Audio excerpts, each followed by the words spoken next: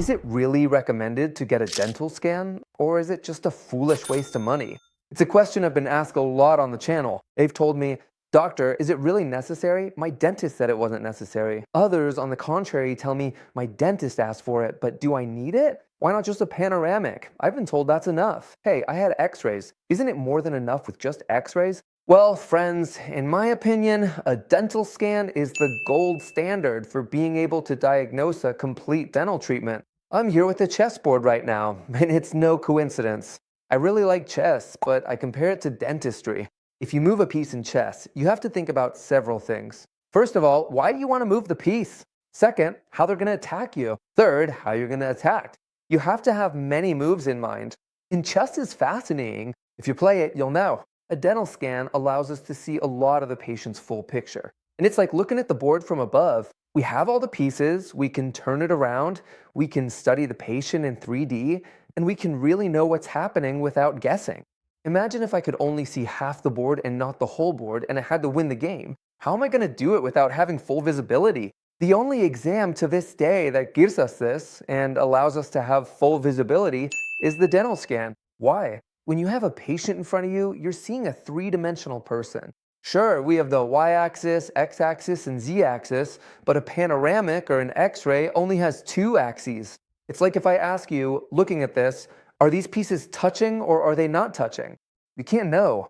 It looks like they are, or it looks like they aren't. Until I rotate the image, you realize they aren't touching, but they could have been touching. And if I put them like this, it looks exactly the same.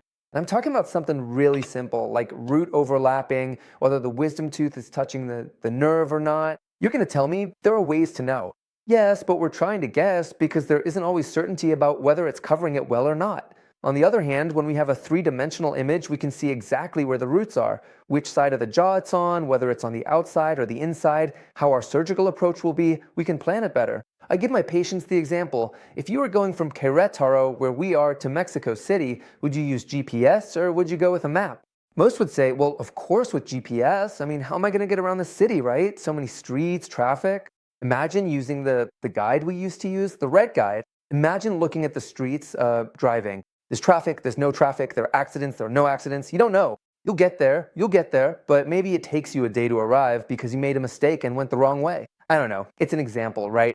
What's going to happen with the GPS? It's going to take us exactly to the place. It'll tell us how much time is left to arrive, if there's traffic or not, and we can even foresee some routes. It's technology that's in our favor, but if we don't take advantage of it, we're wasting it, right? Now, you're going to tell me, yeah, but any cell phone has GPS now, but the cost of a scan is high.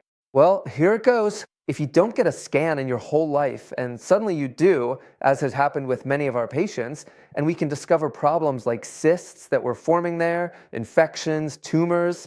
There's so many things you can find in a scan that it would take me the whole video to explain them to you.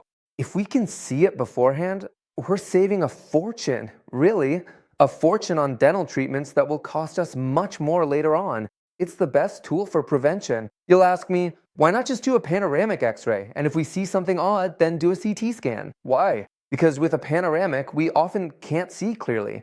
I have many patients who come in with panoramic x-rays where no lesion is visible, everything looks perfect, but on the CT scan, you rotate it and there's a huge infection in a molar. Why? Because panoramic x-rays are still just 2D images. So it's not about convincing you.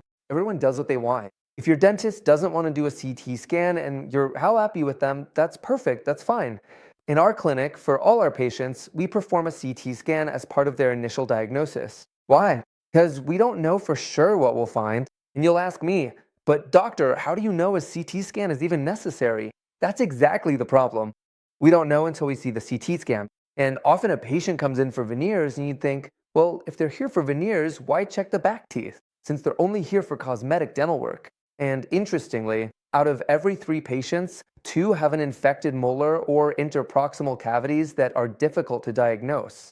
The most common ones are dental infections that don't cause pain, because remember, dentistry is tricky because pain only starts when it's already too late. Pain happens once the cavity has invaded the tooth and it's time to open it up. But when demineralization is just starting between the teeth, all of that can be detected on a CT scan, allowing for a preventive diagnosis. In medicine, we do this all the time with things like cancer. Cancer is much more treatable if you catch it early rather than late. It's the same with cavities, but a CT scan gives you that three-dimensionality to detect exactly where the lesion is, how far it goes, and what it covers. And not just for cavities, because an X-ray can do that, but the bone, my friends. The bone is three-dimensional as well. You have bone in front, behind, to the right, and to the left of a tooth. On a panoramic, you only see what's on the right and left, but not what's in front or behind. And often a patient has severe gingival recession, very receded gums, but since the bone looks fine on the panoramic, they say, well, I don't think there's an issue, it's probably just the brushing. But if you look at the tooth from the side and see how the bone plate was lost or how the tooth is protruding, it explains the symptom. Now there's something else too. If you're getting orthodontic treatment, if your teeth are being moved, imagine not knowing the state of the bone around the teeth and only knowing if the bone is okay on the right or left. Many problems we see in orthodontic patients are that when moving the teeth, they move out of the bone and lose gum tissue. They end up with receded gums. Why? Because the buccal plate was never being monitored. The buccal plate is that bone we have right here, which can only be seen 100% on a CT scan. No other exam lets us see the condition of the bone with such clarity. And if the orthodontist knows the bone's condition, they can take precautions, even doing a bone graft or simply moving the root differently. The tilt of the roots isn't just left and right, it's also forward or backward. And I can't move it like this, we have to see it like this. So the argument is very obvious.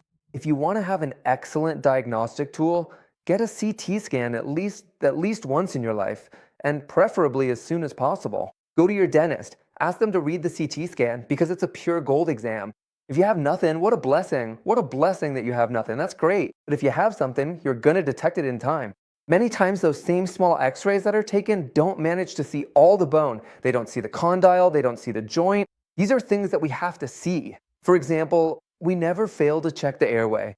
Many patients come in because they have bad breath issues, but it turns out that if we can't observe their airway, how will we know if they have swollen turbinates or not? But instead, with the CT scan, we can see the turbinates, we can see the maxillary sinuses, and we can tell the patient, you know what, you have a terrible deviated septum, or you have a nasal cyst that's blocking your breathing, and so you're breathing through your mouth, and that causes bad breath. But if we don't see the full diagnosis, we just don't know. Other patients who have mouths full of cavities and it turns out they have a nasal problem, they can't breathe well through their nose, they breathe through their mouth, the mouth dries out, there are more cavities. So as you can see, the airway diagnosis is also super important.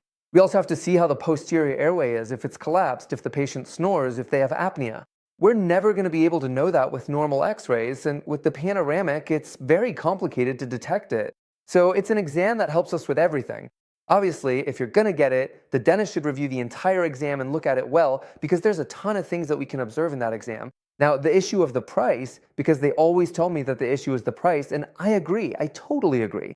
And especially 5 or 10 years ago when it was a much less affordable exam. But now you can go to a radiology office and ask for a CT scan, and it can cost you between 800 pesos up to 2,000 pesos, depending on which office you go to and what area you're in. But imagine how much it can be worth if they don't